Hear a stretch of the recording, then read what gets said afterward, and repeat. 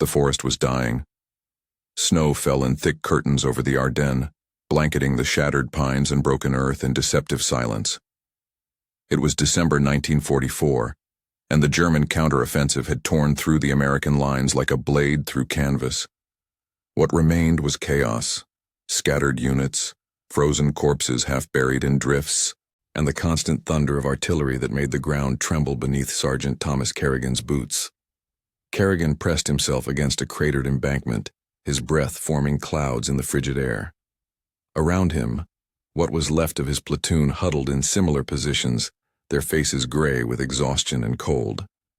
The medic's satchel hung heavy across his chest, its white circle with the red cross now stained brown with mud and old blood. He'd stopped counting how many men he'd treated in the past 3 days. Too many. Not enough. Medic. Medic up front. The cry cut through the artillery's rumble. Kerrigan didn't hesitate. He scrambled forward through the snow, keeping low as German machine gun fire raked the tree line 50 yards ahead. Private Miller had caught shrapnel in his leg, the jagged metal protruding from his thigh like a twisted finger. The boy was 19, maybe 20. His face had gone white. "I got you, Miller," Kerrigan said, his voice steady despite the adrenaline coursing through him. "Look at me, not at the leg. At me." He worked quickly, cutting away the frozen fabric, packing the wound with sulfa powder. The morphine syringe went into Miller's arm with practiced efficiency. Around them, the battle continued its grinding rhythm. Rifle fire, the distant scream of Nebelwerfers, the shouts of NCOs trying to maintain some semblance of order. Lieutenant Hayes appeared beside him, his helmet askew. "We're falling back to the ridge. Can he move?" "He can move," Kerrigan said, helping Miller to his feet. "But we're leaving blood in the snow." "We're leaving everything in the snow," Hayes replied grimly. "Get him to the aid station, then get back here." The withdrawal was a nightmare of stumbling men and abandoned equipment. Kerrigan half-carried Miller through the forest, following the scattered remnants of Baker Company as they retreated toward the defensive line 2 miles back. The snow was deeper here, untouched by shell fire, and it slowed them to an agonizing crawl. That's when they heard it, a sound that didn't belong to American voices. Kerrigan froze, lowering Miller behind a fallen log. German. Close. He could make out words now, harsh consonants cutting through the winter air. Wounded Germans by the sound of it, calling for help that wasn't coming. Hayes had told him to get back to the line, but the Hippocratic Oath didn't have exceptions for nationality, and Kerrigan had taken that oath seriously, even when the army tried to make him forget it. He secured Miller behind cover, checked his sidearm, and moved toward the voices. The German position was a shell crater, its edges blackened by fire. 3 men lay scattered across the frozen earth. 2 were dead, their gray uniforms darkened with blood. The third was alive, barely. He was young, younger than Miller, with ice forming in his pale hair. A stomach wound, by the look of the blood soaking through his tunic. He'd removed his helmet, and his eyes tracked Kerrigan with a mixture of fear and desperate hope. The German's hand moved toward his rifle, but the gesture was weak, pathetic. Kerrigan kicked the weapon away and knelt beside him. The soldier flinched, words tumbling from his lips in German. Kerrigan didn't speak the language, but he understood the universal language of pain and fear. "Easy," Kerrigan said, opening his satchel. "I'm a medic, sanitator, you understand?" Recognition flickered in the German's eyes. "Sanitator," he whispered.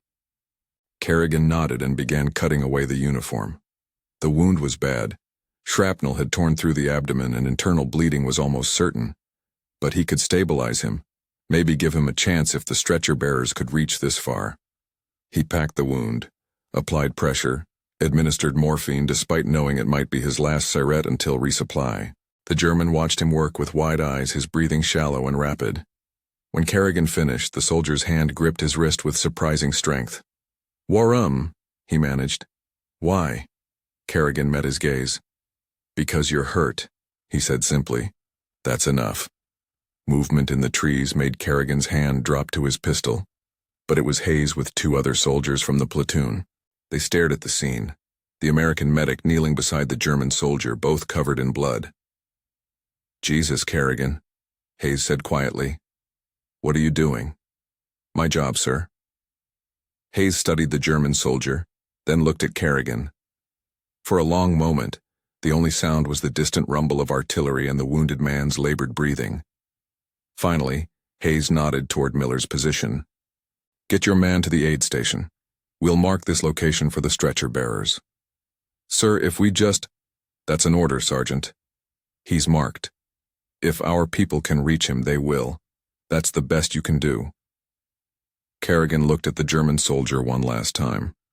The young man's eyes followed him, an unspoken question hanging in the frozen air between them. Then Kerrigan retrieved Miller and continued the retreat through the snow. Chapter 2. The Crossing Point. The aid station was a commandeered barn 3 miles behind the new defensive line. Canvas tarps hung from the rafters, and portable heaters fought a losing battle against the December cold. Wounded men lay on stretchers covering every available surface, their moans creating a chorus of suffering that never ceased. Captain Morrison, the battalion surgeon, worked without pause, his surgical gown stained red to the elbows. Kerrigan delivered Miller to the triage area and was immediately pulled into assisting with an amputation. A tank crewman had been caught in a burning Sherman, and his legs were beyond saving. The operation took 90 minutes, and when it was finished, Kerrigan's hands were shaking from exhaustion and cold. "Get some coffee," Morrison told him, not looking up from his next patient. "You're no good to anyone if you collapse." The coffee was terrible, chicory and burnt grounds, but it was hot and Kerrigan wrapped both hands around the tin cup as he stepped outside. Dawn was breaking over the Ardennes, painting the snow pink and gold.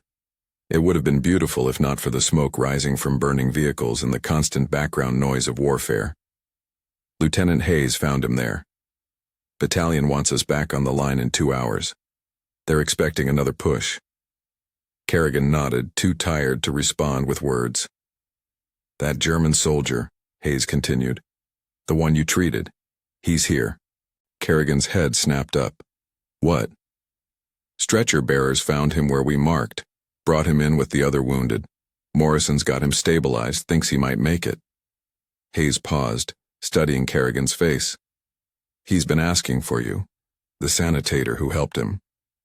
The German soldier, his name was Klaus Zimmermann, according to his identification papers, lay in the section of the barn reserved for enemy wounded.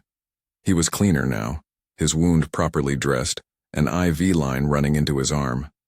2 MPs stood guard nearby, though the soldier was clearly in no condition to pose a threat.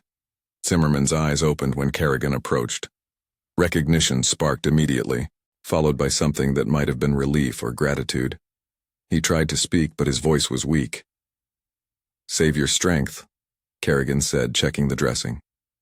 Morrison had done good work. The wound was clean, packed properly, and there were no signs of infection yet. In a heated hospital with antibiotics and whole blood, Zimmermann might actually survive. "You came back," Zimmermann whispered in heavily accented English. "In the crater, I thought. I thought you would leave me to die." "I'm a medic," Kerrigan replied. "I don't leave wounded men." "Even the enemy?" "Even the enemy." Zimmermann's eyes closed, and for a moment Kerrigan thought he'd lost consciousness. Then the German spoke again, his voice barely audible. "In my unit we have orders. No mercy for enemy wounded during combat. Eliminate threats, secure positions, move forward. The Waffen-SS, they are worse. They kill prisoners. I have seen it." Kerrigan said nothing. He'd heard the stories, seen the evidence in executed American soldiers found in ditches. The Malmedy massacre was just weeks old. Dozens of captured GIs murdered in a field. "Why?" Zimmermann asked, opening his eyes again. "Why do you treat us when we would not treat you the same?" It was a question Kerrigan had asked himself in the crater. The easy answer was orders, regulations, the Geneva Convention. But the truth was deeper than that, rooted in something he couldn't quite articulate even to himself. "Because someone has to," he finally said. "Someone has to remember that we're all human, even in this." A commotion at the barn entrance interrupted them. Wounded were arriving from the line, A mortar attack had caught a supply convoy, and the casualties were heavy. Kerrigan moved automatically toward the incoming stretchers, his brief moment of rest forgotten. The next 6 hours were a blur of blood, plasma, and desperate surgical procedures. Captain Morrison operated until his hands cramped, saving some men and watching others slip away despite everything they tried. Kerrigan moved between patients, administering morphine, applying tourniquets, holding the hands of dying boys who called for mothers they'd never see again. When the influx finally slowed, Kerrigan found himself back outside, staring at the sky. It was afternoon now, the sun already descending toward the western horizon. Fresh snow was falling, and somewhere in the distance, artillery continued its endless conversation. Sergeant Kerrigan. Morrison appeared beside him, his surgical gown removed, revealing the captain's bars on his collar. I need you to understand something. What you did out there, treating that German soldier under fire, that was either the bravest thing I've seen or the stupidest. Sir? I haven't decided which, Morrison continued. But I want you to know that I told Colonel Barnes about it. He's putting you in for a commendation. Kerrigan shook his head. I was just doing my job, sir. Your job is to treat American soldiers, Sergeant. What you did went beyond that.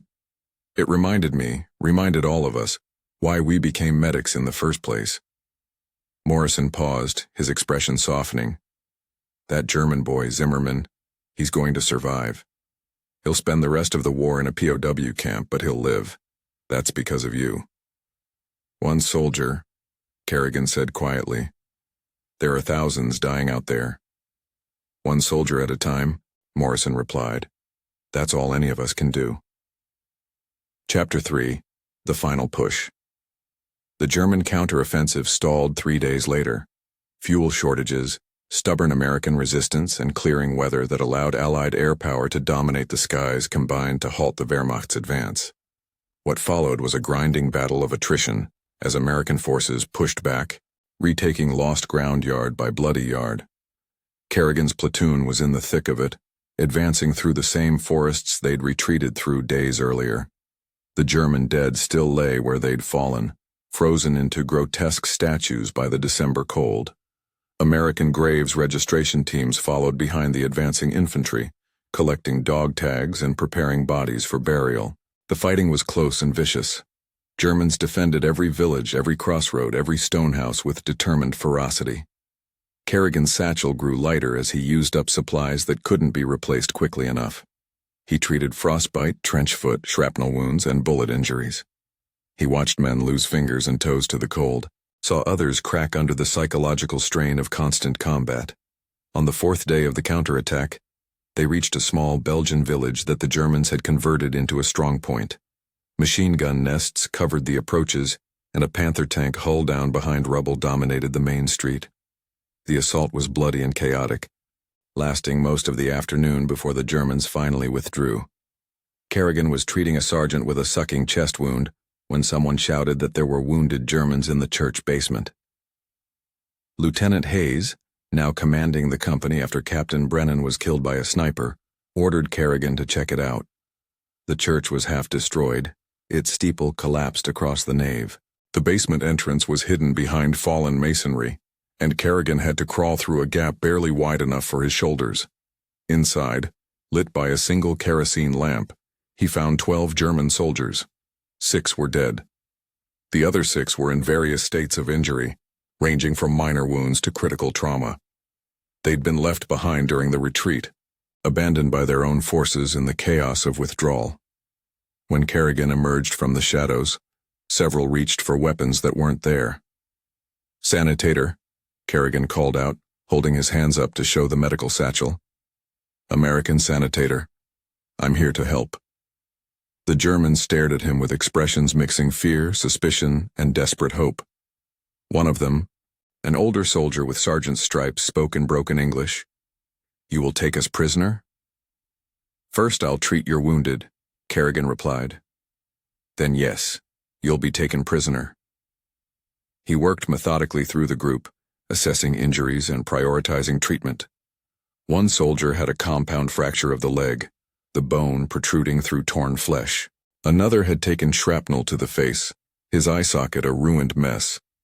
Kerrigan used the last of his morphine, the last of his sulfa powder, the last of his bandages. As he worked, the German sergeant watched him intently. "Why do you do this? We are your enemy. We have killed your men." Kerrigan paused in wrapping a pressure bandage around a sucking chest wound. He thought about Zimmerman in the crater, about all the wounded men he'd treated regardless of uniform, about Morrison's words at the aid station. "Because you're hurt," he said, "and because someone has to remember we're human." The sergeant was quiet for a moment. Then he said, "I was at Stalingrad. I saw things there, things we did, things done to us, that made me forget we were human. I think maybe I forgot until now." When Kerrigan finished treating the wounded, he called for stretcher bearers and MPs to evacuate the prisoners. As they were being led away, the German sergeant stopped and looked back. "Herr Sanitator," he called. "What is your name?" "Kerrigan, Sergeant Thomas Kerrigan."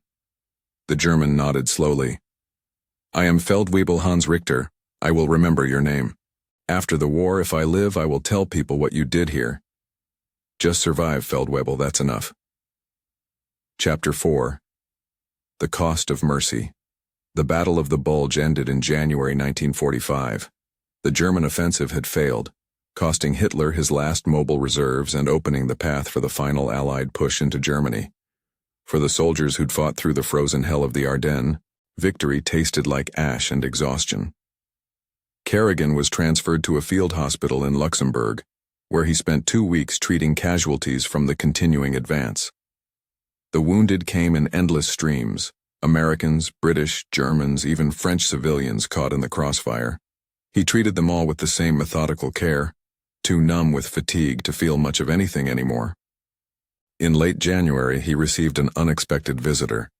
Klaus Zimmermann, the young German soldier he'd treated in the crater, was being transferred to a POW camp in England. The convoy route passed through Luxembourg, and somehow Zimmermann had convinced his guards to allow a brief detour. They met in the hospital courtyard, Zimmermann still moving carefully, his wounds healing, but far from healed. An MP sergeant stood nearby, watching warily, but he didn't interfere. "I wanted to thank you," Zimmermann said in his careful English. "The doctors say I will live. My family will see me again. Because of you." Kerrigan shook his head. "Captain Morrison saved you. I just stopped the bleeding. No, you saw me as human when I was the enemy. You risked yourself when you could have left me to die. That is more than stopping bleeding. That is—" He struggled for the words. "That is remembering what we fight for. Not just victory, but humanity." They talked for 20 minutes, two soldiers from opposite sides of a terrible war, finding common ground in the simple fact of survival. Zimmermann spoke of his home in Bavaria, of his father's brewery and his mother's garden. Kerrigan talked about Pennsylvania, about the medical school he'd planned to attend before the war consumed everything. When the MP sergeant indicated it was time to leave, Zimmermann extended his hand. Kerrigan took it. "After the war," Zimmermann said, "you should visit Bavaria. I will show you my father's brewery. We will drink beer and try to forget all of this." "I'd like that," Kerrigan replied, though he suspected they'd never see each other again. But he was wrong. In April 1945, as American forces pushed deep into Germany, Kerrigan's unit was attached to the 7th Army advancing through Bavaria. They encountered minimal resistance. The Wehrmacht was collapsing, and most German soldiers were desperate to surrender to the Americans rather than the Soviets approaching from the east. During the occupation of a small town near Munich, Kerrigan was treating civilians injured in the final days of fighting when an elderly German man approached him. The man's eyes widened when he saw Kerrigan's medical insignia. "Herr Sanitator Kerrigan?" the man asked hesitantly. Kerrigan looked up, surprised. "Yes?" "My name is Joseph Zimmermann. My son Klaus. He wrote to me from the prison camp in England. He told me about the American medic who saved his life in the Ardennes. He described you, your height, your red hair, the scar on your chin. He said if I ever met an American medic named Kerrigan, I should thank him for giving me back my son. For a moment, Kerrigan couldn't speak. The old man continued, tears forming in his eyes. Klaus is alive because you chose mercy when you could have chosen revenge. Our family will never forget this. None of us will forget. News of the encounter spread through the unit. Other soldiers approached Kerrigan with similar stories. German civilians who'd heard about American medics treating enemy wounded, about acts of compassion in the midst of horror. Some had lost family members to American bombs or bullets, yet they spoke with gratitude about medics who'd treated German prisoners with dignity and care. Lieutenant Hayes, now Captain Hayes after the casualties of the winter campaign, sought Kerrigan out one evening as they prepared to move deeper into Bavaria. "You know what you started, don't you?" Hayes said. "Sir." "Word got around. About you treating that German kid in the crater. About the wounded in the church basement. Other medics started doing the same thing. Hell, even some of the infantry started treating enemy wounded when they found them." Hayes paused, lighting a cigarette. "Battalion says it's improving intelligence gathering. Wounded Germans are more willing to talk when we treat them decently. But that's not why the men are doing it." "Why are they doing it, sir?" "Because you reminded them that this war has to end someday. And when it does, we have to live with what we did. Being able to look ourselves in the mirror matters." The war in Europe ended on May 8, 1945. Kerrigan was in a field hospital near Salzburg when the announcement came. The wounded, American, German, displaced persons from a dozen countries, listened to the news in stunned silence. Then someone started crying, and soon the whole ward was weeping, laughing, embracing. Kerrigan stepped outside into the spring sunshine. The mountains rose green and beautiful in the distance, unmarred by shellfire or bombing. Birds sang in the trees. The air smelled of flowers instead of cordite and death. He thought about all the men he'd treated, the ones who lived and the ones who died. He thought about Klaus Zimmermann and Hans Richter and Josef Zimmermann's tearful gratitude. He thought about the choice he'd made in that frozen crater, to see a wounded enemy as a human being first and a soldier second. Captain Morrison found him there, 2 cups of coffee in hand. The surgeon looked older than his 40 years, aged by months of endless surgery and impossible decisions. "What will you do now?" Morrison asked, offering Kerrigan a cup. "Go home, finish medical school. Try to save lives instead of just keeping people alive long enough to die somewhere else." Morrison nodded. "You'll make a good doctor, Kerrigan. You already understand the most important lesson, that every patient is a human being no matter what uniform they wear or which side they fought for." "Did it matter?" Kerrigan asked suddenly. "All those German soldiers we treated, did it make any difference?" "You met Josef Zimmermann. You heard what he said.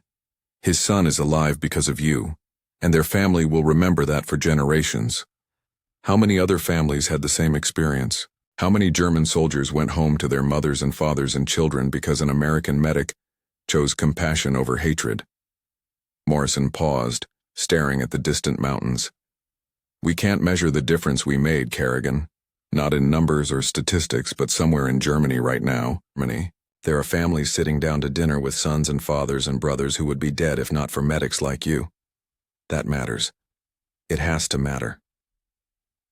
Kerrigan thought about that as he drank his coffee, as the sun climbed higher in the clear spring sky, as the first day of peace stretched out before him with all its possibilities and uncertainties. He'd gone to war expecting to save American lives. He'd done that. But he'd also learned something harder and more important, that mercy given to an enemy was not weakness, but strength, that humanity preserved in the midst of inhumanity was perhaps the only victory that truly mattered. Years later, long after he'd returned to Pennsylvania and finished medical school, long after he'd opened a small practice and married and started a family, Kerrigan received a letter from Bavaria. It was from Klaus Zimmermann, now a brewer like his father, living in the same town where his family had lived for generations. The letter thanked him again for the gift of life given in that frozen crater. It spoke of Zimmermann's children, of the brewery's success, of a Germany rebuilding from the ruins of war, and it extended an invitation to visit, to meet the family, to finally share that beer they'd promised each other. Kerrigan accepted. He went to Bavaria with his wife, met the Zimmermans, and drank beer brewed with water from alpine streams. He saw Klaus's children playing in the garden, heard their laughter, and knew with certainty that the choice he'd made in the Ardennes had been right. Because in the end, the war had been about many things: territory and ideology and national survival. But for Kerrigan, it had also been about preserving a simple truth: that even in humanity's darkest moments, compassion remained possible, and that choosing mercy over hatred was not naive idealism, but the hardest and most necessary choice of all. The frozen crater where he'd first made that choice was gone now, filled in by time and spring thaws, invisible beneath new growth. But what had happened there endured. In the lives saved, the families reunited, the small acts of human decency that had somehow survived the war's attempt to extinguish them. And in a small Bavarian brewery, where an American doctor and a German brewer raised their glasses in friendship, the echoes of that choice rang clear and true, a testament to the stubborn persistence of humanity in the face of inhumanity, of light enduring through the longest darkness.